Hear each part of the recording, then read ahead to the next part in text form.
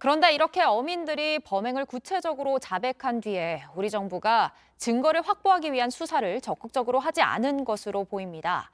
저희가 취재해보니 배 안에서 혈흔이 발견됐지만 정밀 감식도 하지 않았고 오히려 선박을 소독하고 북한에 돌려준 것으로 전해졌습니다.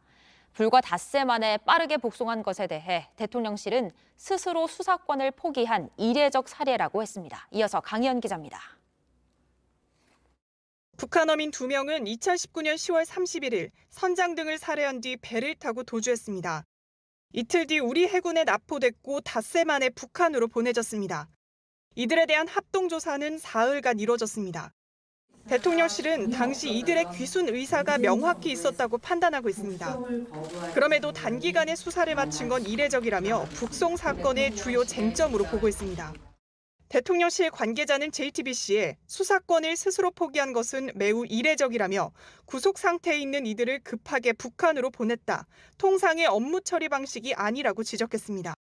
어민들이 살인 혐의를 인정하는 진술까지 한 만큼 국내에서 정식 수사 절차를 진행해 사실관계를 명확히 했어야 한다는 겁니다.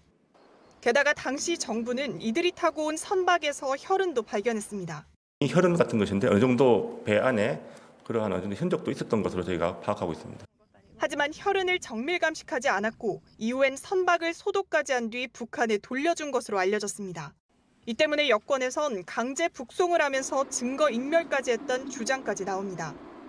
대통령실은 이런 과정이 명백한 수사권 포기 행위라고 보고 그 배경에 당시 청와대 윗선의 지시가 있었다고 판단하고 있습니다.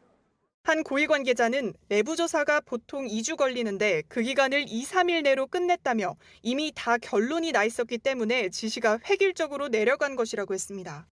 이 때문에 수사권을 포기하면서까지 단기간에 북송을 한 이유가 무엇인지 조사가 필요하다는 입장입니다.